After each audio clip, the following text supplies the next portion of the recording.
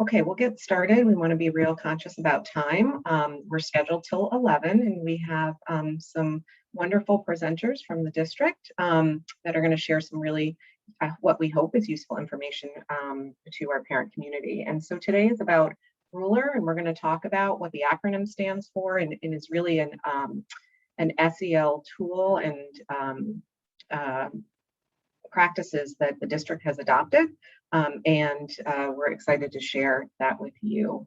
So before we get started, I'd just like to thank the Wilton Youth Council and Genevieve Eason, SpedNet, and SEPTA for collaborating with us and helping to get this information out to the parent community, and always for their wonderful partnership.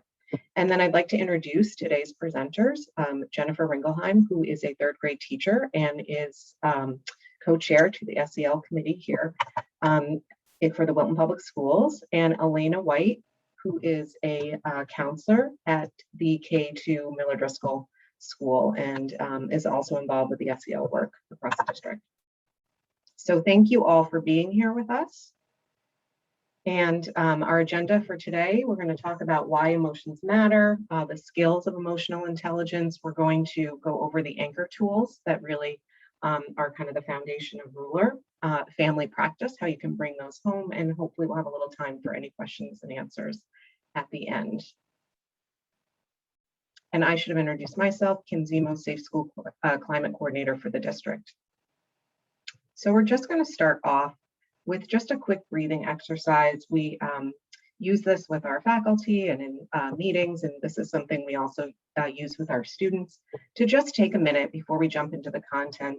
And this is just a quick little breathing exercise to help ground us all. And so I'll stop talking and just breathe in and out with the shape for about 1 minute.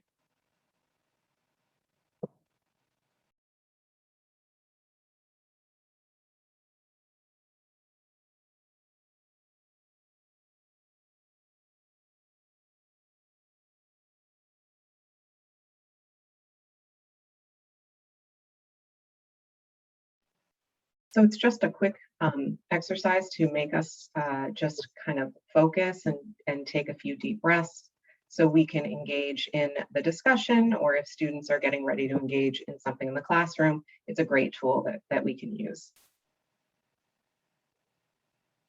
And I'm going to turn it over to Jen Ringelheim now.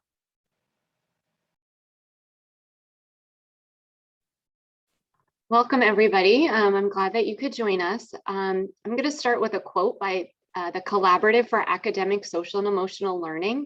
We refer to them as CASEL. They are the organization that over a decade ago started this work on social emotional learning and really started to do the research and notice its implications in our students' academic learning. So they say that social and emotional learning, or SEL, is the process through which children and adults understand and manage emotions, set and achieve positive goals, feel and show empathy for others, and establish and maintain positive relationships and make responsible decisions. And from this quote, they came up with 5 standards about our social emotional skills. And in Wilton, we've taken those 5 standards to create 3 of our own that are interconnected. And so Ruler, and the reason we're here is because Ruler also took a look at this information, and they started to think about ways that we can use some tools in the classroom and at home to recognize our emotions and to regulate them. So in this slide, we're talking about how our emotions matter. And there are a lot of things that influence our emotions, our attention, our memory, how we learn, how we make decisions and judge our decisions or judge the decisions of others, our relationship quality, our physical and our mental health, and then just everyday effectiveness. And again, our emotions matter at home, at home and at school and the classroom. So what is emotional intelligence? You might have heard there have been different podcasts out there and different speakers that talk about EI, or emotional intelligence, but emotional intelligence is a set of skills related to recognizing, understanding, labeling, expressing, and regulating our emotions and those of others.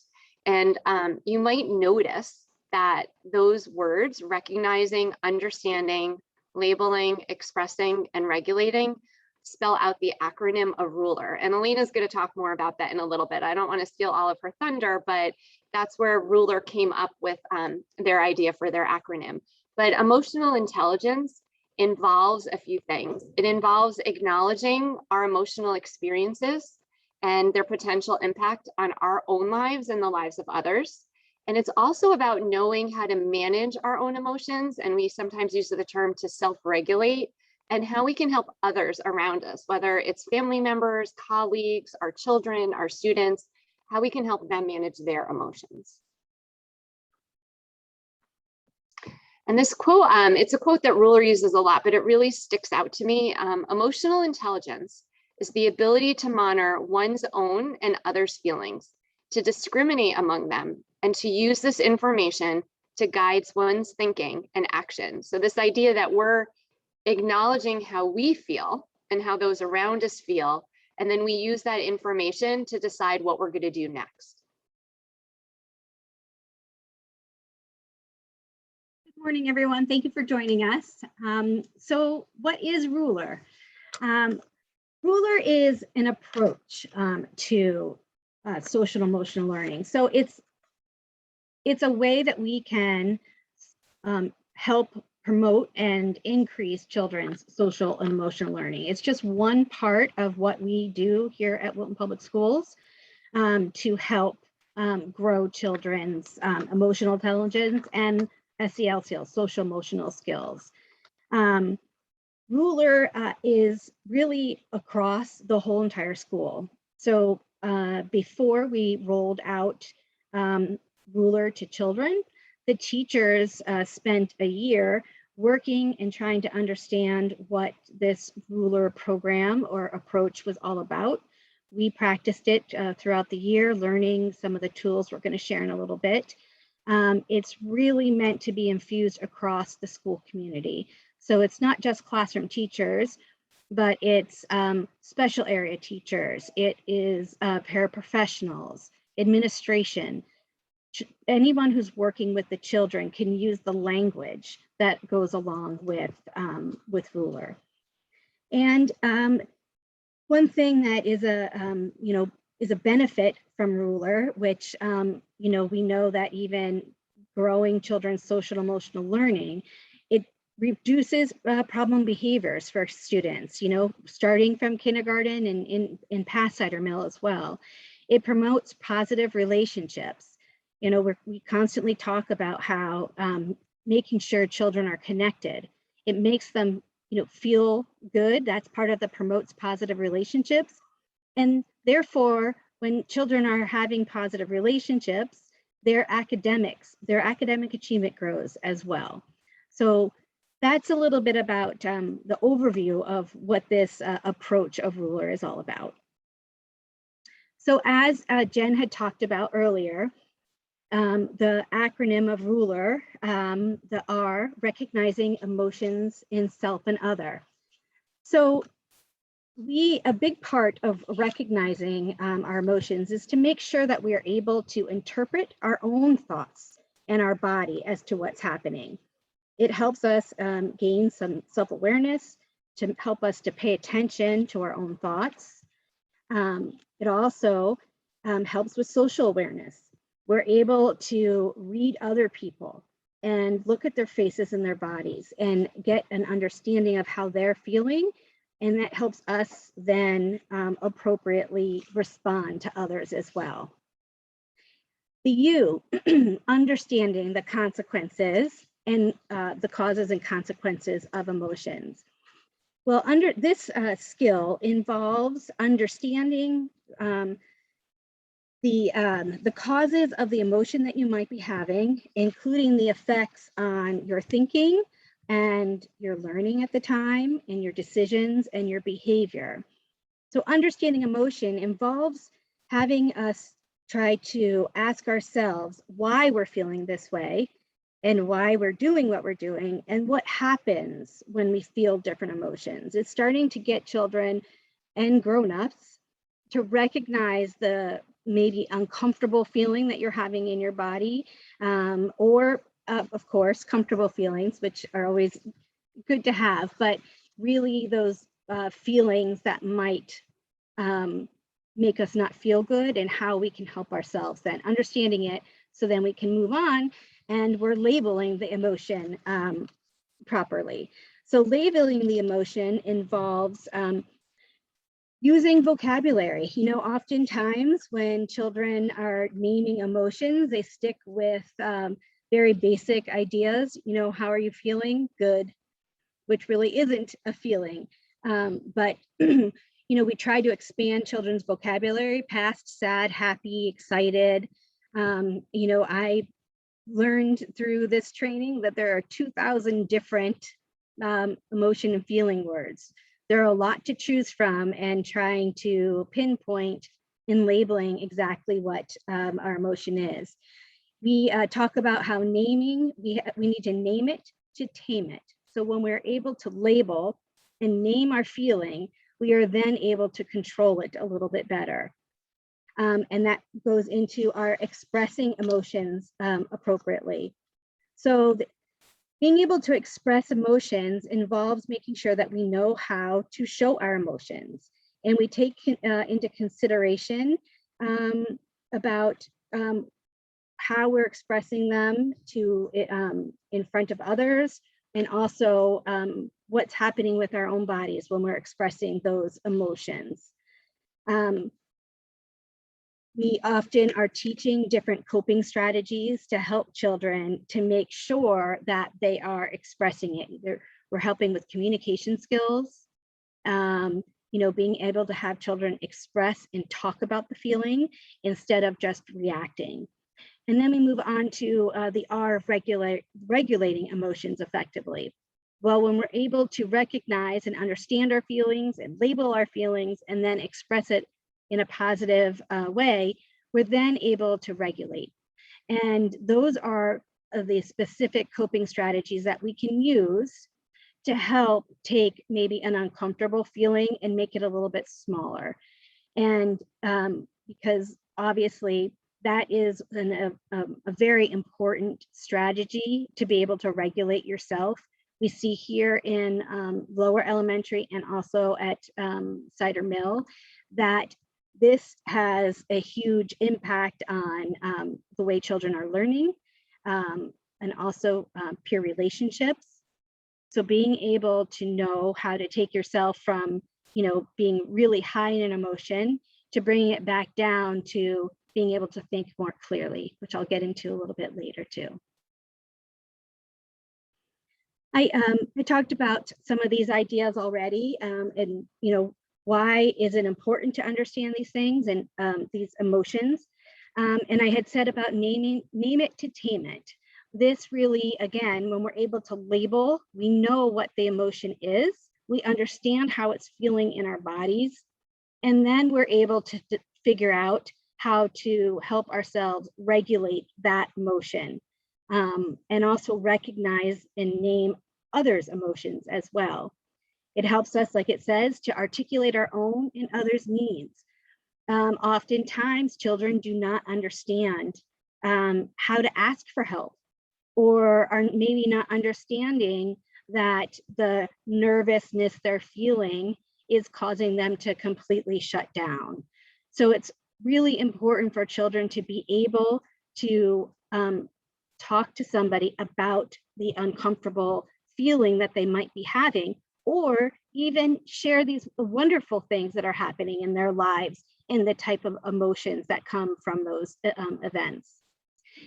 And also, as I talked about, it helps them be able to build more self-awareness, understanding yourself, which is definitely an important part of as we grow up, and even as grown-ups, we are making sure that we are self-aware. You know, again, it just comes along with the whole idea of, you know, recognizing and understanding and labeling your emotions. And of course, as I said earlier too, it improves communication. You know, we always tell kids, you know, use your words from a young age. Well, we need to help kids understand how to use your words and what words they might need to use. So that's where we need to help them understand the feeling and be able to label it so they know how to communicate to grown-ups for help if they need it.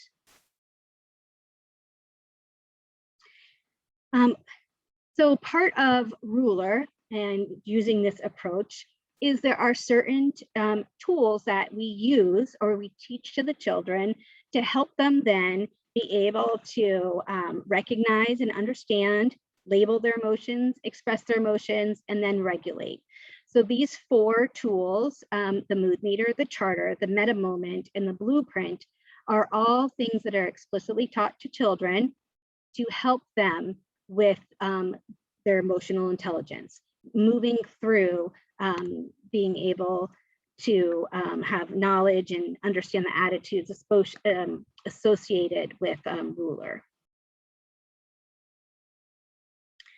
The first tool, which is actually one of my favorites at the beginning of the school year, is building what we call a charter. So the charter is really stopping and having a nice class discussion. Even at a kindergarten level, this happens, where we are talking about how do you want to feel when you come into your school? How do you want to feel when you walk into a classroom, in your classroom, or your music class, or your gym class? You know, when you're on the playground, how do you want to feel?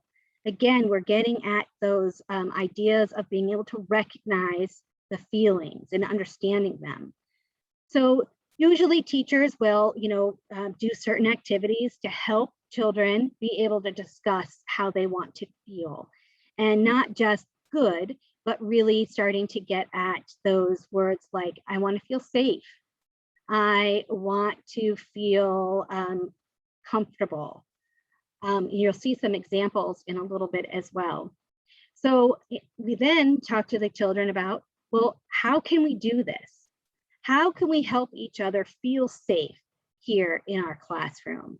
So then there becomes discussions once we pick the words that the children agree upon, and you'll see some examples again in a little bit. We then talk about how can we help each other achieve these feelings? And then what do we do when we don't feel this way? How do we get help? How do we express? How do we talk to someone and communicate when we are not feeling safe? So at the beginning of the school year, this is something that teachers are doing right from the beginning to help set the community within their classroom.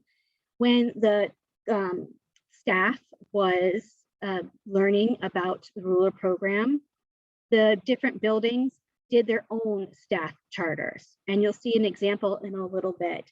And as we go through, even as staff, when we're at staff meetings, or maybe we're at small groups within grade levels, we try to bring back to this idea of the charter. How do we want to feel, even as grown-ups within a school?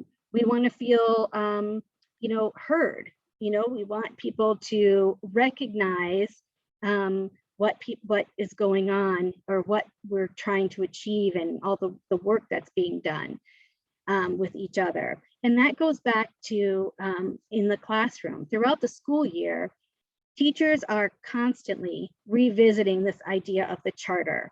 So when there might be some sort of behavior that happens, we can go back to saying, so again, how do you think this is making a friend feel? Or let's look at our charter. Are we all helping each other feel safe? So it's a great tool that can be used from beginning of the year to the end of the year, just to kind of refocus and continue to build and then keep the momentum of a tight school community. Classroom community. Here are some examples from a first grade classroom. You can see the different words that they use to express how they want to feel. And then they talk about, again, so we agree to, these are the things that they're going to do to help themselves feel these feelings. And another part of the different charters is the children all are agreeing together to try to do the charter. And you can see all the names there. Different classes do their charter in all different ways. You can see these are, you know, mostly a lot of words. But again, it's saying what the feelings are. But then, as you'll see in some of the other ones that we have, Kim, could you put forward? Thank you. You can see that here, this is a kindergarten charter here. And we do often, you'll see on kindergarten charters, more pictures. And in this one, for Mrs. Sana's class, she has the words here, and it's very much talking about very simplistic things. Smiling at somebody. We want to feel happy at school. Simply say hello to each other and smile, play and help. So you can see from even this kindergarten charter to that first grade charter, you can see the growth in the ideas. Below too, we see we promise to help each other, and then we have those feeling words. So you can, every year from Miller Driscoll up through Cider Mill, the different charters, they grow and get more complex with the development of the children. This is an example of a school charter.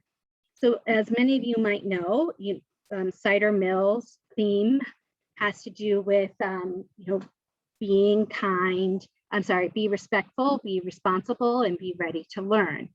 So the teachers created this as to how the faculty wants to feel. And this is you know, the way it's with pictures. And this is when the faculty gets together.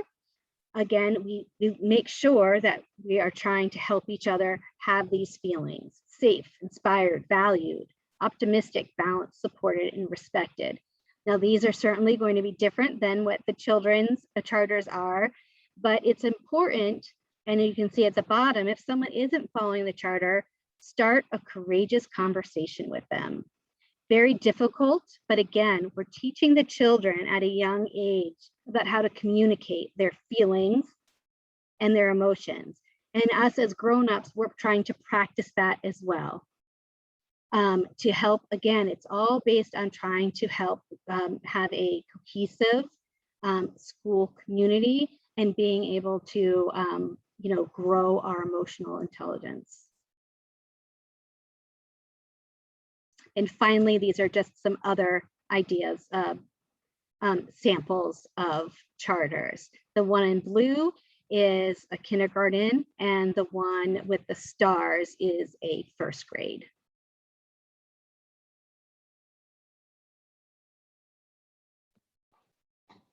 Another tool, anchor tool for Ruler, is the mood meter. And I have to say, this is one of my favorite tools.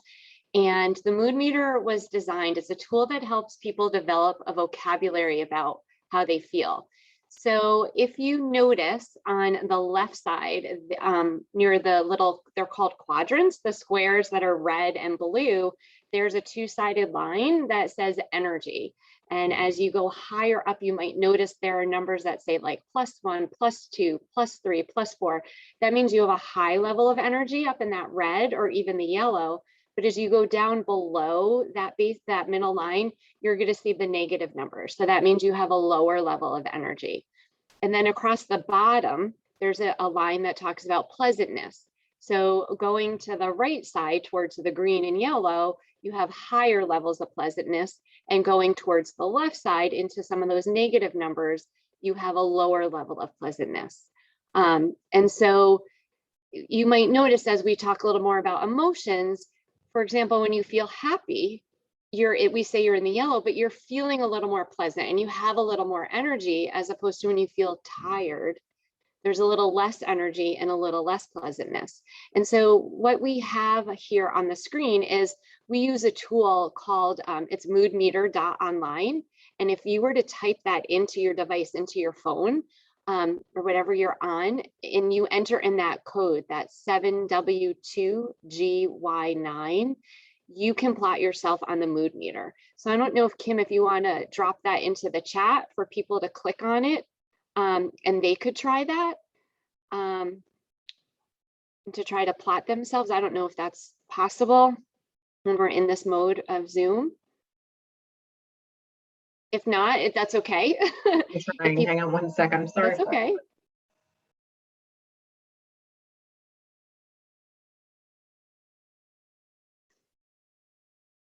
It might not because we're in presentation. I don't think I can grab it.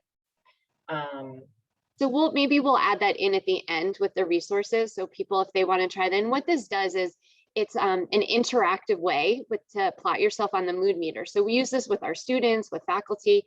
You would go to this ruler.online, you click on the mood meter and you enter this code.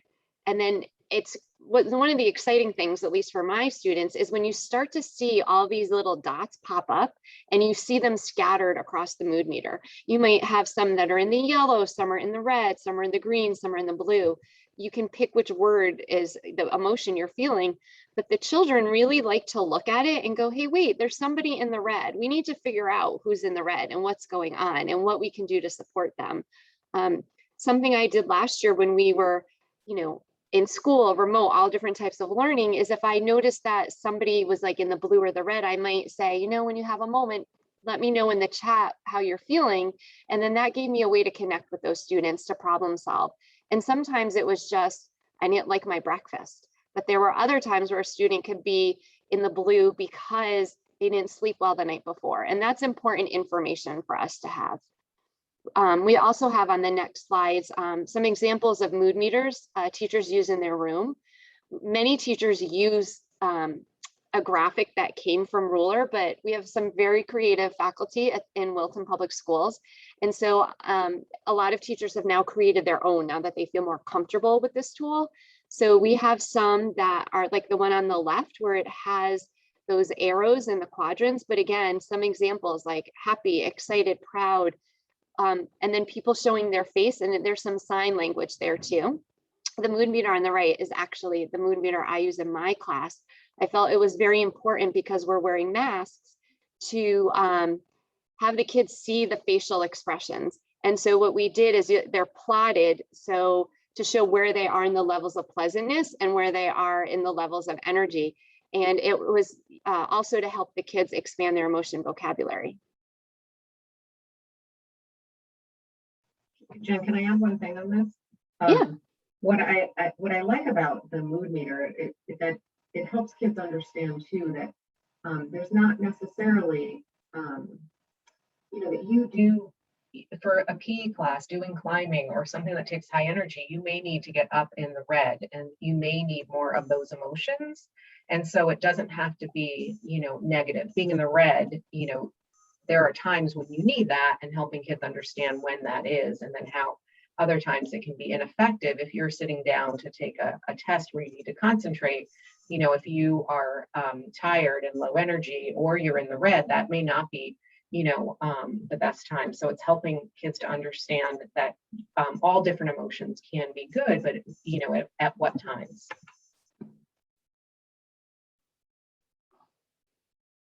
And then here are some other examples of the mood meter. You could see the one on the left. It has from a movie. It has the little icon people that were in the movie from Inside Out, so to connect with some of the colors. And then in the right, it's more of like a pocket chart where a teacher has put in some of those different words as kids use them. And also just to piggyback on what Kim was saying, something that we try to do here at Cider Mill is if we're doing a unit in writing on debate, we'll talk about how we're more in the red because that's where our passion comes from. And then we also, I wanted to point out, there are many times during the day where you could do a mood meter check-in. I do a mood meter check-in in the morning during our morning meeting to get a feel for how everyone is in there with their emotions. But then before a test, I might ask, or if we had a difficult recess, or before, you know, you go to to PE class or music class. So it's not that it has to be just one specific time of day. You can have a mood meter check-in whenever you need to have one. It might even be nice when your child comes home from school. How was your day? How are you feeling? And it also helps the children notice that your moods and emotions change throughout the day. You can feel one way right now, and 5 minutes later, you feel something different, and that is okay.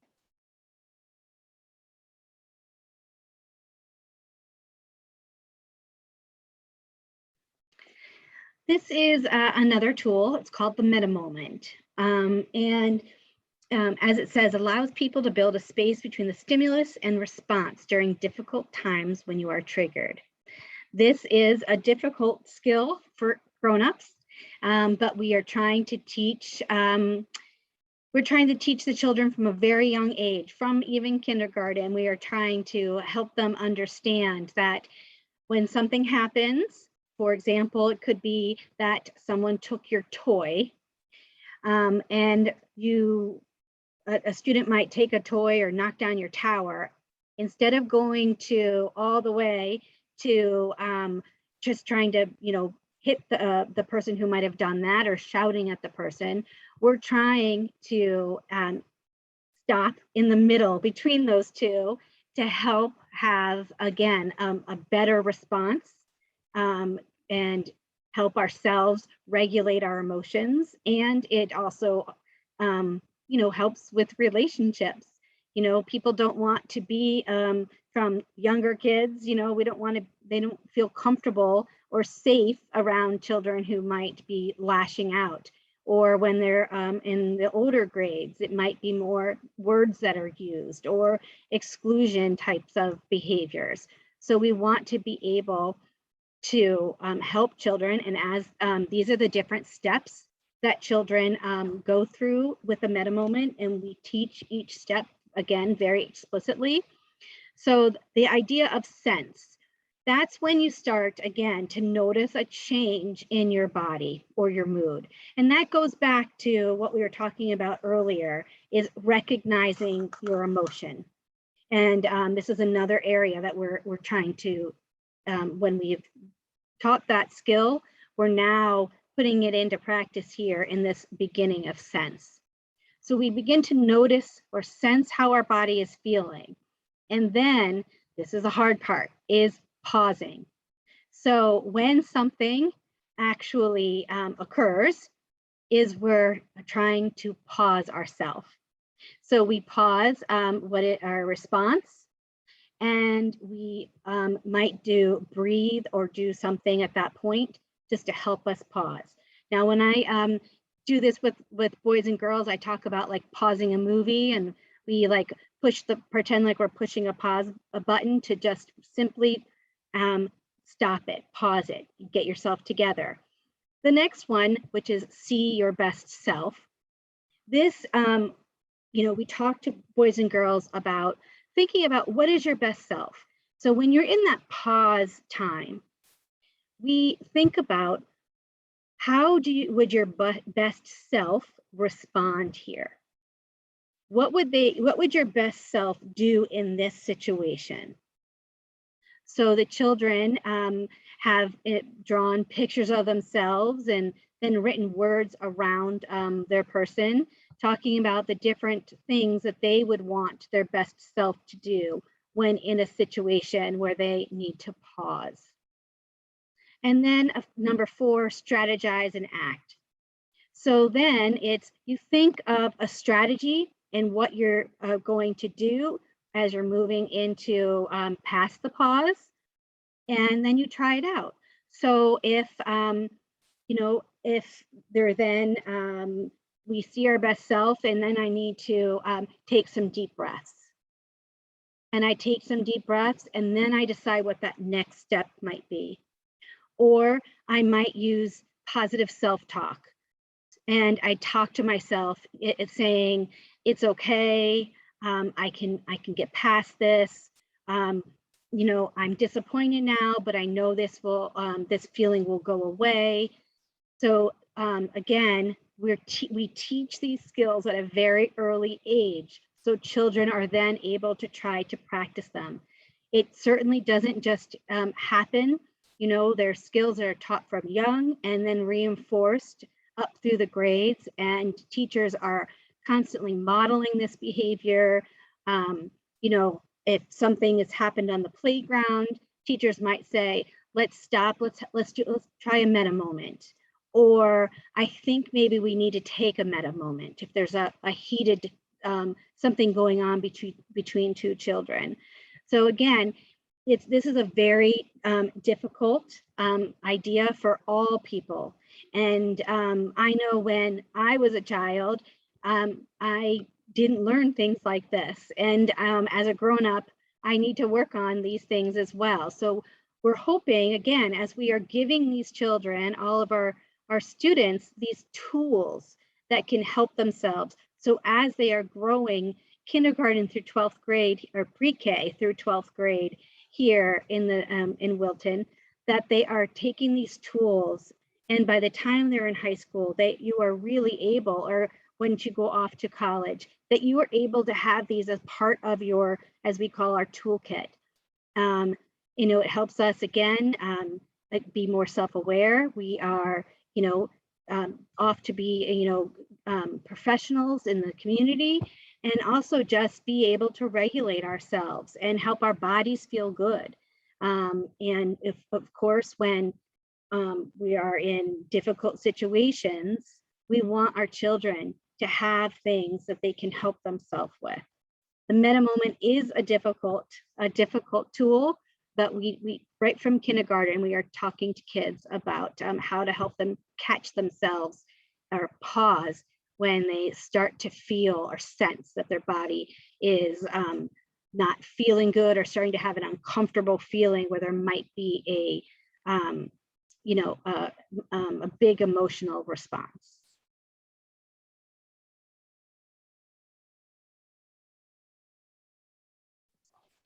And so sometimes, even though we take a meta moment, we might need to have another tool in our toolkit to solve those problems. These are part of restorative practices, and restorative practices are ways that we problem solve. It could be with two students together, it might be a whole class. And the tool that one of the tools we use with the kids by ruler is the blueprint. And it's a way to solve problems. It's taking it from me to you. How did you make me feel, or how did I feel, and how did the other person feel? And there are different steps that we go through in the blueprint. If you look at the chart on the right, the ruler skill, we're recognizing and labeling. So if I'm in this blueprint conference with Elena, I'm going to tell her how I felt, but then she has a chance to tell me how she felt. And then we're going to understand, so what caused my feelings? So we're going through these same steps. We're recognizing and labeling our emotions. We're understanding what caused them. And then we're expressing them and regulating them. So if I was angry, maybe in that moment, I did not regulate well, and I might have screamed or yelled at Elena, but then going through, well, what could I have done? So it's a chance for us to talk to each other. But then also the last step is very critical, because you reflect and you plan. So what could I have done to handle this situation better? And what can I do now? And depending upon the teacher or the grade, there might be a form that they fill out together with the teacher. And then it's kept so that student, if it happens again, the teacher can refer back to it with the student to say, you know, you're going out to recess today, right now. And yesterday, when you couldn't get the swing you wanted, this is what happened. This is the plan we have now. So let's talk through this. What will you do today if you don't get your swing? And again, it's just another tool to have the kids recognize those emotions and then talk it through. How are we going to solve this? And again, it's not just that they talk it through and it goes away, it's revisited. So again, this is your plan. This is what's going to happen today. And if that plan doesn't work, then there's that opportunity to go through it again. So the ruler impact, how does it impact students? It helps them feel less anxious and depressed because they're recognizing their emotions. They have tools to help them through the day. It helps them develop their emotional skills. They're recognizing their emotions, naming them, regulating them. Fewer attention problems. Many times our students are not able, they're not ready to learn, as we would say at Cider Mill, because there's so much on their mind. They're thinking about the argument they might have had with mom or dad at home in the morning. They might be thinking about, oh, I don't know who's getting me off the bus in the afternoon. So it helps them focus in on being ready to learn. Better academic performance. When our students feel safe and ready to learn and they feel safe emotionally, the academics come along with it. And it gives them greater leadership skills. You know, for a child to be able to express how they're feeling and what they're going to do to help another student feel better, that's a skill that we can only hope for in everybody. How does Ruler help teachers? It also, all of the things listed under students, but it also helps them be more engaging and supportive of their students, be more effective. So when their students are ready to learn and they're ready to teach, it just helps build a safer climate in the classroom, a place that's more conducive for learning and discussion.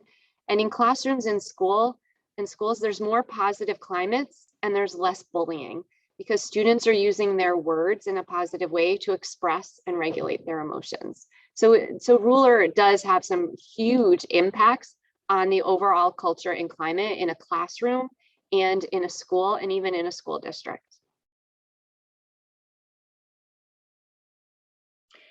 So how does this relate to all of you at home? With each of these different tools, there are certainly things that you can do at home to implement and practice some of these ideas. And one is a family charter. You'll see there is a sample that that is here. Thank you. So again, just like we talked about in a classroom, how do you want to feel? As a family, how do you want to feel? What are we going to do to help us all feel that way? And when one of us isn't feeling that way, what can we do, as it says here, how we're going to manage and prevent the conflict from happening? So again, just like we do here in school, can be done at home with a family charter. When we share the presentation, this link, you'll be able to link to it if you would like to do something like this at your home. I know that you know, for younger children, again, like we did with the classroom charters, it can be more picture-based, but this would be something that can be done with the whole family.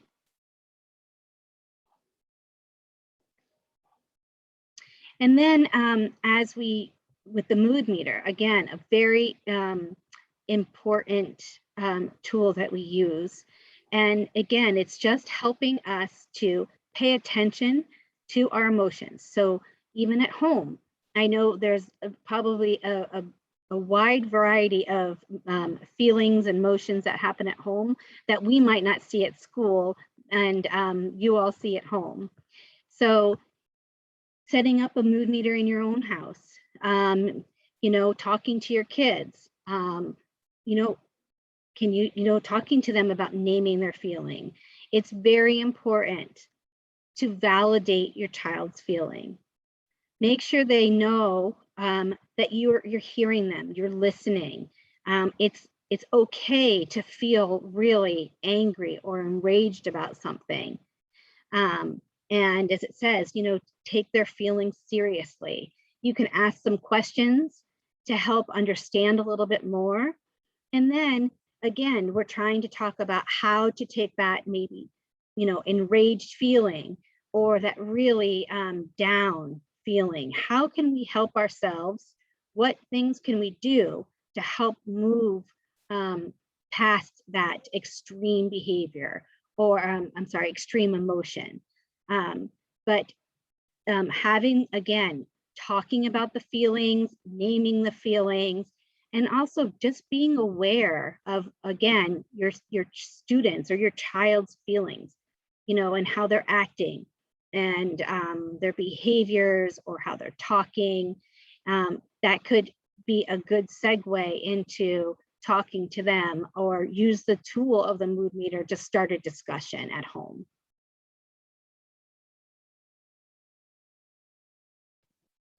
And this, you could also use the meta moment at home. So we've introduced how to go through a meta moment in the classroom, but then having your child, just stop, wait, like, how are you feeling? You're sensing that change. Let's pause. Taking that moment to take a deep breath. What do you need to do to be your best self? It's self-care is really important, and it's important for your child to feel these different emotions, but also reminding them or any member of the family how to stop and take that moment. I know I can think of times when I've had a disagreement with my older sister, and it can get very, very ugly. But at the same time, like, my nephew will be the one that says, wait, everybody take a deep breath, take that pause. So these are skills that we can model for our children, but at the same time, use as a family, instead of getting heated and yelling and getting angry, taking that moment to be able to calm ourselves down and be our best self, and then to move forward. So, and again, modeling for your child how you manage your emotions is extremely important.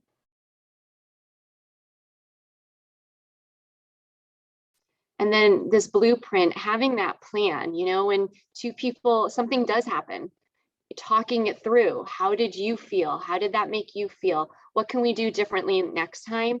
And it's also showing your child that you care about how they feel and what they're going through. It's showing them that you're there to support them. You want to help them. You want to listen. And if they're able to tell you how they're feeling and talk through a new solution, that's a lifelong skill that we're starting now, and it will be so beneficial down the road. But most importantly, again, it's letting your child know that you care about how they're feeling and that you want to help them.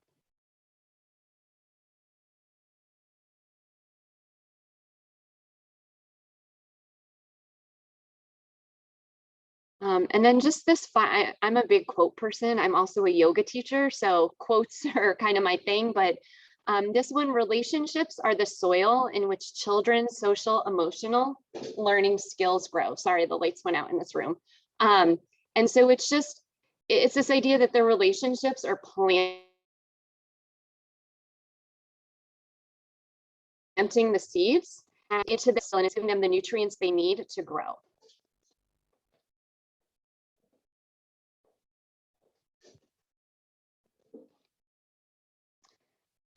Thank you everybody for coming. I saw some questions coming up in the chat. Yes. Yes, there's a couple of questions in the chat that I'll put out to you now. So the first one is about Middlebrook and wondering if Ruler is used at Middlebrook, and if so, when and how is it implemented?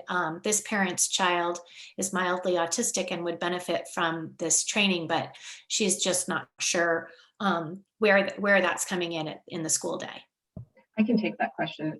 So Ruler, in terms of, I would say it's ahead of at the elementary school in terms of rollout and fidelity. At the secondary level, it's moved a little more slowly, and part of that is just the structure.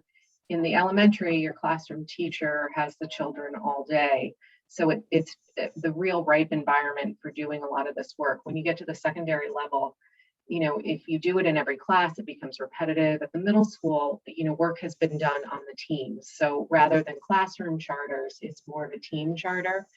All staff across the district have participated in the adult Ruler training within the buildings. And that's kind of step one. And then step two is to begin to roll out the tools in the classroom environment. So the charter and the mood meter has been introduced at the secondary level. At the high school, it looks more like classroom norms and expectations because it just feels a little more adult to those students versus charter.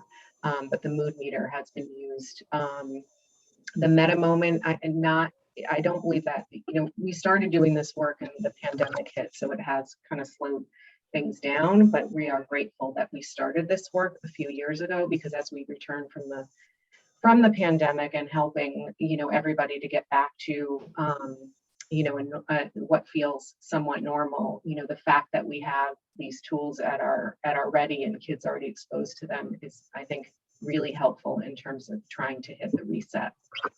And the blueprint hasn't been rolled out formally at the secondary level, but restorative practices, which fits very nicely with that. Is it something we use when conflicts arise between students? That is used quite a lot at the secondary level. So hopefully that answers the question. Thanks, Just Kim. to piggyback on that, when Kim was talking about the blueprint not being rolled out in secondary, here at Miller Driscoll, we have the charter, the mood meter, and meta moment have been very clearly taught to children and are used within classrooms. This year, as Kim had said, due to the pandemic, it's kind of put things back a little bit, but we will be introducing the blueprint probably in the new year. So we're working on all of the strategies that we know and the tools that we know, and then we will be using the blueprint here at Miller Driscoll starting in 2022. And the same thing for Cider Mill, where we've formally done the charter, the mood meter, and the meta moment, and that's what we're going through now. And then we'll introduce to the students the blueprint in the January, I believe. Thank you. Okay, this is Genevieve for folks who are watching from Wilton Youth Council. So I'm just helping moderate the questions in the chat. Kim, I believe you're going to be providing resources to everybody who registered. We'll be sending a link to the recording and also these slides and your resources. And I know in here you have I think when we link to the mood meter, there's a printable one. We have a question in the chat asking if there's a form that goes with the blueprint, and it looks like there's a link to this here as well. Yes, Okay. there is. There is. They give a sample form that you could use. I know that some teachers have developed their own form, but there is something that could be printed out if you wanted to go through and fill it out step by step. Great. And then Kim, you touched on this a moment ago when you were talking about the high school. A parent's asking in the chat, how would we present this to teenagers at home in a age appropriate way? I think the language sometimes, I think kids, like I said, with the charter, we call it norms and expectations. The teachers did a lot of work at the high school checking in with students through either Google Forms. Some use the mood meter at the high school. I think helping them understand the emotion vocabulary. The meta moment, I think, is critical for our teenagers, and we use it a lot at the high school, and it fits nicely with DBT that we use in our health curriculum, as well as the language. We're actually having some PD for our staff, just universal language around that. So that it fits very nicely with that. And that's all around, regulation, understanding your emotions and helping kids to understand that you don't have to be a victim to your emotions. We don't realize without being really taught the tools that we can have cognitive thought before we react with some of our emotions. And that takes practice and skills. So I think that is really critical. And it goes back to, I think, with our teenagers, because they can be so emotional because of just the developmental stage and the developing brain. To validate. We may not agree with what they're talking about or how they're feeling, but we can validate that the feeling is real. And then the word and is so critical. So I understand how you are so upset because your teacher's giving you a late grade or whatever it might be. And we need to work better at getting the work in on time. So the and allows them, the validation allows them to hear you. And then the and helps to open up the conversation is that, both can be true. I made a mistake and I need to work harder. So that's kind of the dialectic. And we talk about that in DBT, and it fits very nicely with the meta moment.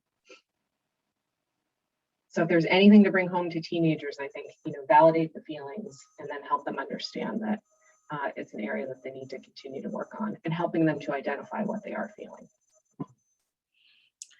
Great, thank you. And now another question. How do we know if we need to seek additional help if our kids are having, they're struggling with their feelings? And I think maybe, if we're trying these skills at home and we're still feeling like our kids are having outsized emotions that are hard to manage, how do we seek additional help? Where do we find resources? I can take that as well. I think you can certainly reach out to your child's school counselor and start there in terms of what are we seeing, or is this just at home, or are we seeing some of this in school as well? And again, I think if we're talking about teenagers, it's an emotionally volatile time. So some of it is normal and typical. And then we're coming off of, such a disruptive year. So I think we're seeing heightened emotions, and it's going to take a while before, and probably some missed social development. But I think if it's impacting, their ability to function in school, I think if it's for a long period of time where they're really having struggles and it's, keeping them from daily life functioning, then it's time to maybe look a little more closely or get some outside support. We can do screeners in school, or we can certainly make recommendations to outside treaters outside of school. If you don't want the school involved, which is totally fine, you can certainly contact social services for referrals, or people in the area that may be good for talking with that developmental age child. Okay, so a parent's asking about the feeling of anger. Does this program encourage useful ways to express anger? And if so, what does that look like? How do we teach our children to express their anger appropriately, especially at home? Like, should we be encouraging them to hit a pillow or throw a ball, or how do we manage anger? I can talk a little bit to that. Yes, ruler certainly helps with anger, and I think when you use the mood meter and even the meta moment, those are two tools that kind of would really hit upon that. So when we are teaching the mood meter, and anger would be what we call the red quadrant, and depending, there could be a little angry, a medium angry, or really angry. So we teach kids things that they can do to make whatever uncomfortable feeling that they're having, to make it less. So for example, we might talk about using self-talk. We might talk about doing something to distract yourself, doing something fun, deep breathing. Certainly at home, hitting a pillow would be something that they could certainly do. We encourage children when we're feeling angry that we don't want to do anything that's going to hurt others or hurt ourselves, and whether it's with our hands or our words. So if there's something that we can do that doesn't have to do with hurting yourself or others, then that's a great thing to do to help reduce. We, at younger age, we do talk to families about possibly creating like a calming down area, which we encourage teachers to do too, where students can go when they're feeling angry, and there might be things there that they like to do that are would help their anger become smaller. It could be a puzzle, or it could, for some kids, they like to read, or maybe it's just going in your bed and squeezing your teddy bear. Again, I'm talking about K-2 kids, but even for 3 to 5, these are strategies that kids can certainly use, and parents can help to reinforce at home as well.